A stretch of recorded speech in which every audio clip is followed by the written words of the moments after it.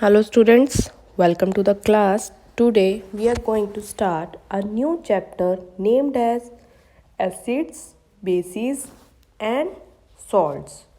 Okay, students, I think you have heard the word acid, and from that word, we always get a feel like this is the very dangerous substance. So, let's see what type of acids are dangerous, what type of acids are helpful to us. So basically, let's move towards this our first topic, that is acids. Okay, students, as we know that there are some food items which taste sour, some of the food items taste salty, some taste sweet, some taste bitter. So if we taste lemon, what type of taste we get? A bit sour taste. Okay. If we taste mango, what type of taste we get? Sour taste we get. So actually what is present in this type of both types, that they both taste sour. So they both taste sour because they contain a substance is called acids in them. So the word acids comes from the Latin word called acidus, which means sour. Acids have a sour taste. For example, in our daily life, many of the food items we can see like lemon juice, orange juice, which are very citric in taste, very sour in taste, unripe mango, curd, taste sour. They taste sour because they have substances called acids in them. So, so all the acids are not dangerous. Some acids are helpful to us. Some acids are very dangerous. They have to be handled with very much care. Let's move towards the types of acids. Acids obtained from living things such as plants and animals are called organic acids, and most organic acids are weak. Example can be taken as vinegar, lemon juice, tamarind, tomatoes, apple, etc. So basically, if you taste a curd, you will have a sour taste. Vinegar, if you taste a little bit of vinegar, if you put a few drop of 1 or 2 drop of vinegar on your tongue, you will also have a sour taste. So next type of acid is acids obtained from minerals are called mineral acids. For example, hydrochloric acid, HCl. बच्चे this is the chemical formula for hydrochloric acid. Sulfuric acid, that is H2SO4. If we say H2SO4, that means this is sulfuric acid. We are representing sulfuric acid. Nitric acid, that is HNO3. This is the chemical formula for nitric acid, etc. So most mineral acids are strong. They can cause serious skin burns. Our stomach also produces hydrochloric acid, which helps in digestion. So but we see that organic acids are helpful to our body. There are many type of organic, some natural occurring acids, but mineral acids are to be handled very carefully as they are very much strong. They can cause serious injury. They are very corrosive. They have to be we can't put the acid in a metal box or something like that, metal bottle. We have to store them in a glass bottle. So some naturally occurring acids are, first is citric acid. Citric acid is mainly present in citrus fruits like oranges, lemons. Lactic acid, which is present in milk, curd. Acetic acid, which is present in vinegar. Tartaric acid, which is present in tamarind, grapes, unripe mangoes. Amino acid, which is present in proteins. Tannic acid, which is present in tea. Malic acid, which is present in apple. Carbonic acid, which is present in carbonated drinks. So basically, these are the items which contains different types of acids. So every item, every food item I have shown here contains different type of acids, like vinegar contains acetic acid, apple contains malic acid, uh, and string contains formic acid, and in milk we get lactic acid, and from grapes we get tartaric acid. Tartaric acid is present in grapes, in tomato oxalic acid, in lemon citric acid. So these are different types of acids which are present in natural form. So now let's move further and talk about bases. So you know about the acids. Acids are those substances which taste sour, and in which acids are present. Those are called acids. So now let's move further towards bases. So what exactly is bases? Bases is totally opposite of acid. Substances that are bitter in taste and feel like soapy to touch are called bases. Children, as you have seen a daily life example of soap. So soap, what is soap? Soap is also a basic example of base, you can say, as soap is present in liquid form. And bar soap, bar soap is made up of sodium hydroxide, and liquid soap is made up of potassium, that is potassium hydroxide, which is also called caustic potash. So this is, I think you all have seen this type of box in your kitchen. Baking soda, this is washing soda. Washing soda is also a base. Soap is also a base. So basically a daily life example we can see. Baking soda, if you taste a small quantity of baking soda, you will see that it tastes very bitter. And if you put a few drops of water and you touch, and it is very soapy in to touch. So because why it is so? Because they have substances called bases in them. So a base has chemically opposite properties as compared to an acid. Thus a base can neutralize an acid's acidity. So what points we need to remember regarding bases? So bases which are soluble in water are called alkalis, that is which can be soluble in water, we call them as alkalis. Bases which are not soluble in water are not alkalis.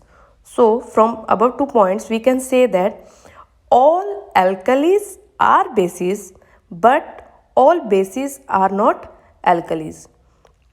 Some common alkalis are, that means some common bases are sodium hydroxide, which is mainly found in soap, that is NaOH, commonly called caustic soda.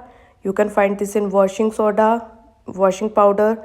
You can find in bar soap. Potassium hydroxide, KOH. This is, remember, this is the formula for potassium hydroxide, which is also commonly called as caustic potash, which is present in liquid soap. Calcium hydroxide, that is CaOH2, which is commonly called as slaked lime, and ammonium hydroxide, that is NH4OH. These are two examples of sodium hydroxide and NaOH. See, this is, I think you have seen this type of caustic soda in your house also. So let's move further towards salts. So what are salts? You have seen salt, table salt, white salt, you have seen. So when an acid reacts with a base, they neutralize each other's chemical properties and a salt and water are formed. So basically what happens when we put acid and bases together, when they react and they neutralize each other's chemical properties, what the product we get salt and water are formed. For example, when hydrochloric acid reacts with sodium hydroxide, that is caustic soda, sodium chloride, which is also known as common salt, and water are produced. We will see in the clip. Salts can be acidic, basic, or neutral depending on their composition. That is how we are composing those salts.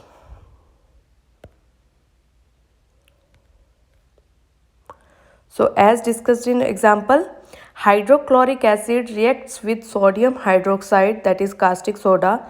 So sodium chloride, common salt, is produced. This reaction is also called neutralization reaction, in which HCl, that is hydrochloric acid, NaOH, that is sodium hydroxide, they both reacts and forms sodium chloride and water.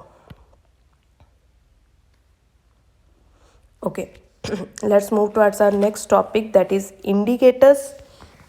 So actually it is not safe to taste every substance. We can't put every substance on our tongue and we can taste. Some are very harmful and dangerous.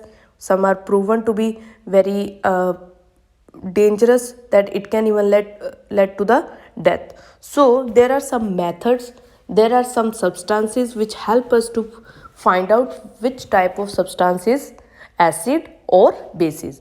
So there are some special substances that have different colors in acidic and basic mediums. They are called acid-base indicators. So those substances, those special substances which tells us about the acid and bases, they have different type of colors which show us that which type of substance is basis, which type of substance is acidic. So they can be used to test if a substance is acidic or basic. So acid base indicators mainly is natural occurring. We are having natural occurring indicators. Those indicators are, first is litmus.